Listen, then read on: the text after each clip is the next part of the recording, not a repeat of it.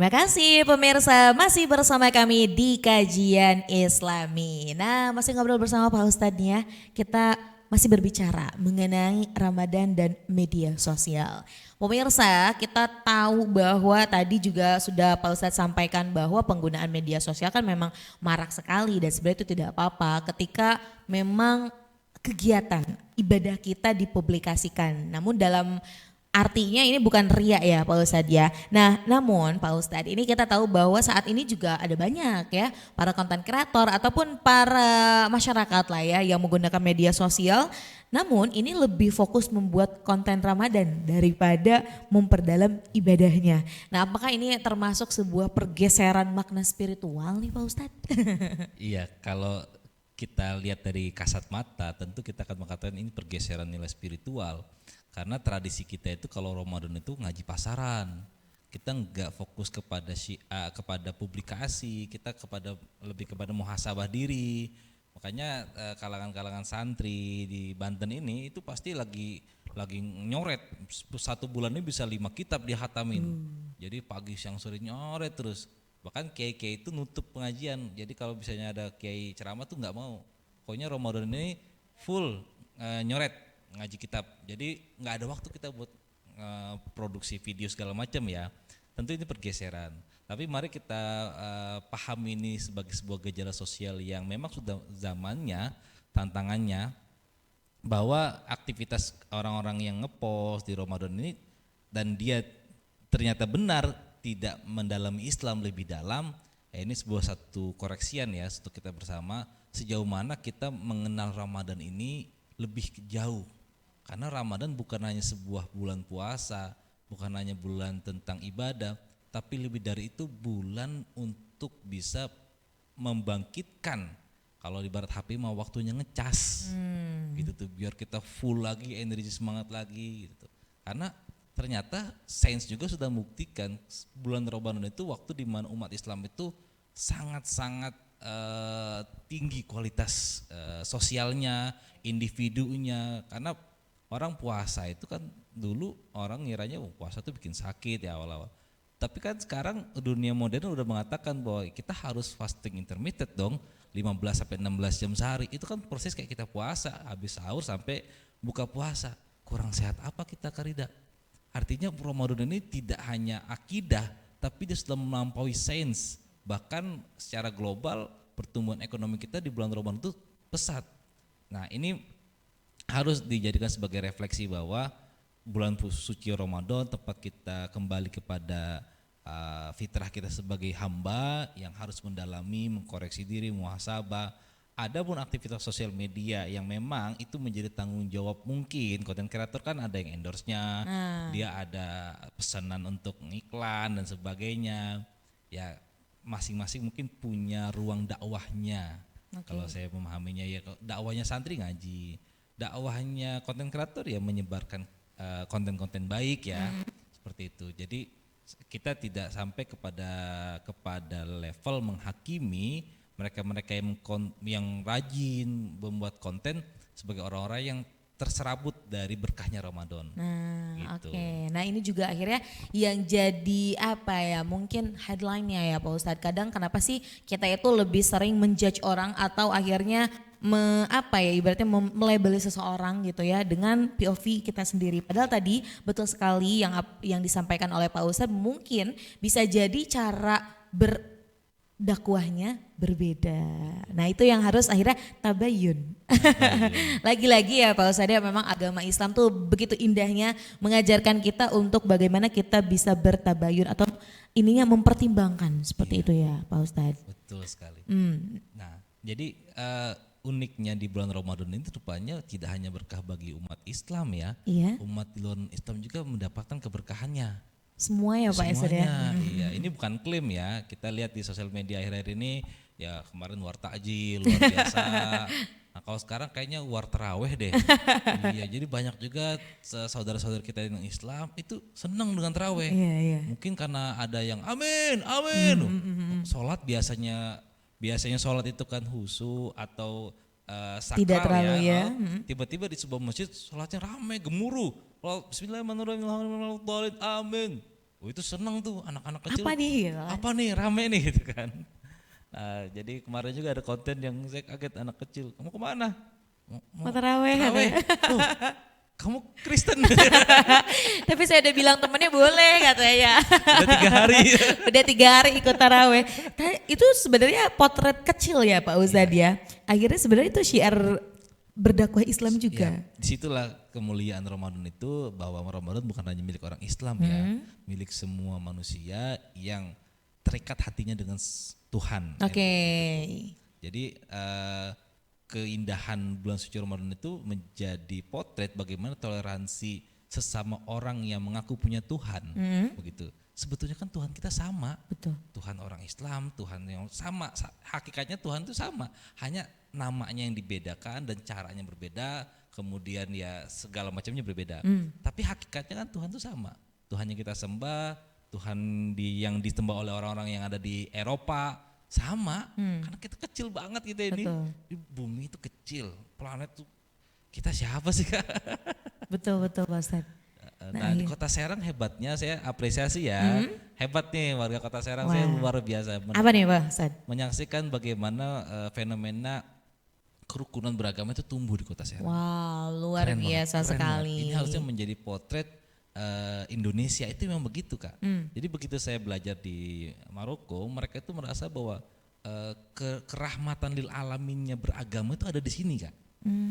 Rahmatan lil alaminnya beragama ya, ada di sini di Indonesia. Kita hidup berdampingan, kita saling menghargai, ada sisi kemanusiaan yang lebih diutamakan begitu tuh. Betul. Tidak hanya tentang beda agama lalu kita nggak boleh sedekah, lalu kita nggak boleh. Kemarin itu ada yang saya kalau nggak salah tuh mapak Ramadan ya, di alun-alun di Serang Baru, Royal Baru. Itu keren banget itu keren banget, dan mudah-mudahan itu konsisten supaya menjadi daya tarik wisatawan asing datang ke Indonesia, bahwa potret keberagaman yang selama ini dibaca oleh masyarakat dunia ada di Indonesia, itu adanya di Kota Serang. Wow, luar biasa Itu sekali dengan keberagaman ya. Dengan keberagamannya dia menampilkan khas budayanya, yang barongsai, yang debus. Ya padahal barongsai juga boleh orang Islam dong yang main, debus juga boleh orang Kristen kan. Nah tapi itu kan menyatu menjadi sebuah akulturasi ya, agama sebagai nilai moral kita. Sementara nilai sosialnya ya kita berpaku pada hukum positif. Betul. Kita berpaku pada regulasi yang diberlakukan oleh pemerintah. Saya pikir umat beragama di Kota Serang tuh nggak kurang-kurang loh, hebat, akurnya mantep lah. Nah betul sejauh ini memang luar biasa sekali, dan ini juga memang digaungkan ya Pak ya oleh pemerintahan Kota Serang sendiri ya, terkait dengan bagaimana keberagaman agama justru mempererat, bukannya malah memisahkan atau membuat sebuah perdebatan seperti itu Pak Ustadz. Nah kalau tadi kan itu berbicara soal bagaimana pergeseran makna ya Pak Ustadz. Ya tadi ya itu kembali lagi pada diri masing-masing. Namun Pak Ustadz ini kita akan mengulik mengenai media sosial lagi. Lagi dan lagi biasanya di bulan suci Ramadan ini banyak orang-orang yang akhirnya modenya mode taubat. Nah mode taubat ini biasanya bukan hanya tadi mengikuti rangkaian ibadah di dalam bulan Ramadan, tapi juga tadi ada beberapa yang akhirnya menciarkan, memosting quote-quote ataupun potongan-potongan video. Tapi Pak Ustadz ya di era digital kita juga tidak bisa menutup mata bahwa ada banyak ya hoax-hoax yang terjadi akibat tadi ketidakpastian ataupun tadi kebohongan dari media sosial itu sendiri. Bagaimana ketika ada potongan-potongan ayat Al-Quran ini diposting ya, namun ternyata membuat sebuah kegaduhan. Ini hukumnya seperti apa Pak Ustadz? Iya ini tantangan kita ya bersama-sama ya. Satu sisi semangat Islamannya tumbuh. Sisi lain pemahaman di terhadap Islam tuh instan, terlalu simplisit begitu tuh. Jadi dia merasa dengan potongan ayat ini dia sudah menjadi paling Islam, dia sudah syiar Islam. Nah tanpa tahu bahwa potongan ayat itu memiliki konsekuensi sosial yang panjang. Makanya sebelum sharing ya harus disaring. Sebelum sharing harus disaring. Oke. Kedua, quote-quote itu kalau memang hanya bersifat nasihat itu sebetulnya nggak terlalu dipahami multitafsir oleh pembaca. Kadang yang membuat itu mengkerucut adalah kalau nggak captionnya, netizen yang komennya nih. Itu orang hanya ngepot misalnya quote-nya adalah barang siapa yang senang dengan datangnya bulan Ramadan, maka haram jasanya masuk neraka. Nah, Ini kan sebetulnya quote untuk fadil amal, bahwa di datangnya Ramadan kita harus senang, harus bahagia, harus segala macam. Ada yang quote nih, sayang saya WNI gitu kan.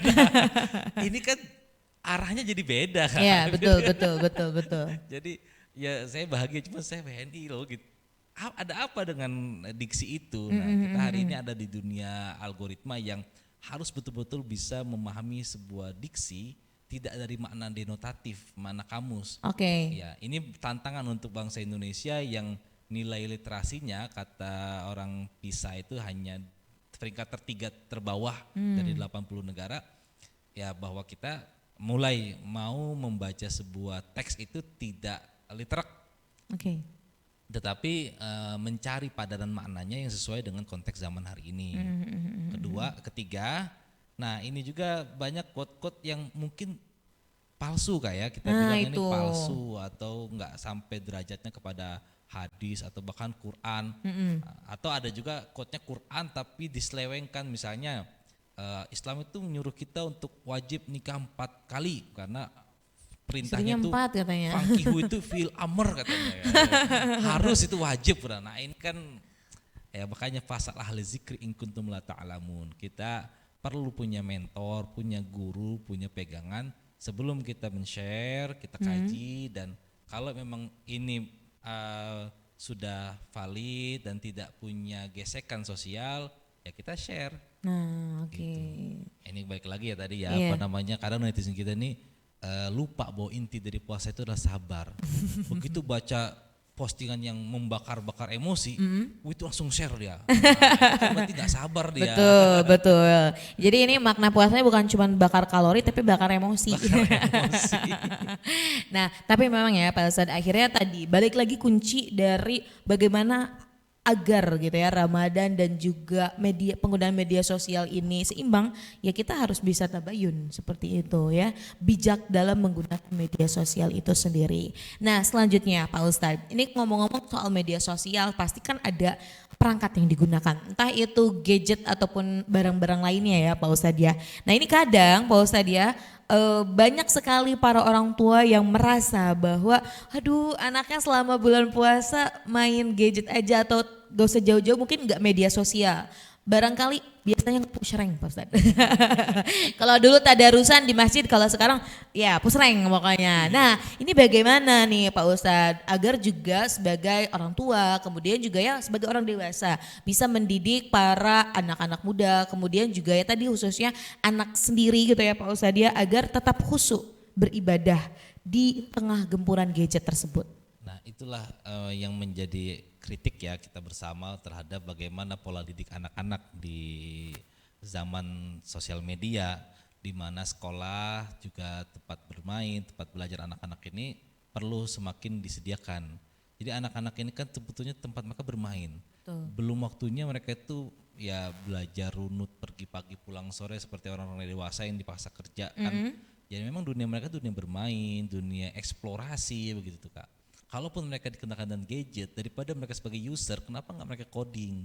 Mereka belajar sebagai player, bukan sebagai hanya user atau lagi hanya sebagai penonton kan? Kan kadang saya mikir daripada dia sosial mediaan, ya lebih positif push rank. Minimal push rank dia ada upaya lah, ada berpikir kritis loh, ada interaksi ya, nggak bengong gitu kan? Tapi kan itu batas minimal. Lebih positif lagi kalau memang dia diajarkan bagaimana dia bisa bikin game. Karena anak-anak kecil itu gampang diarahkan. Mereka prinsipnya punya penasaran, curiosity-nya tinggi. Nah, emang ini tantangan kita bersama karena fasilitas di kita ini kan sedikit. Kemudian dunia coding ini juga belum banyak yang menyediakan ya. Betul. Fasilitasnya. Padahal kalau anak-anak ini diarahkan ke kesibukan yang lebih produktif, itu menjadi kekuatan besar loh Kak. Wah itu luar biasa. Jadi sebenarnya bagaimana mengarahkan yang baiknya ya Pak Ustadz ya. Sebenarnya apapun yang ada di saat ini yang dilakukan tentu ada baik dan buruknya. Tapi bagaimana sebagai orang dewasa, sebagai orang tua mampu menengahi, mampu mengarahkan. Nah yang kedua kadang kita anak kecil kan mereka itu nggak bisa diperintah. Iya. Mereka tuh sebetulnya lebih ke mencontek atau mengcopy paste apa yang dia lihat dari orang tuanya. Ya kita yang nyontohinnya main HP, anak ikutan.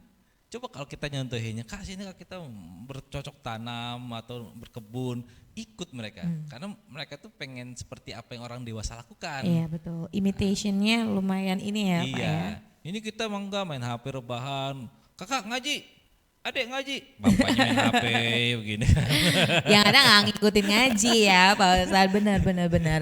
Akhirnya itu yang jadi titik baliknya, bagaimana orang-orang dewasa khususnya orang tua gitu. Jadi akhirnya jangan hanya mau anaknya seperti ini, tapi ternyata sebagai orang tuanya tidak mencontohkan, apalagi di bulan suci Ramadan ini. Baik, Pak Ustadz kita akan break lagi dan kita akan kembali sesaat lagi pemirsa. Oleh karena itu tetap bersama kami di Kajian Islami.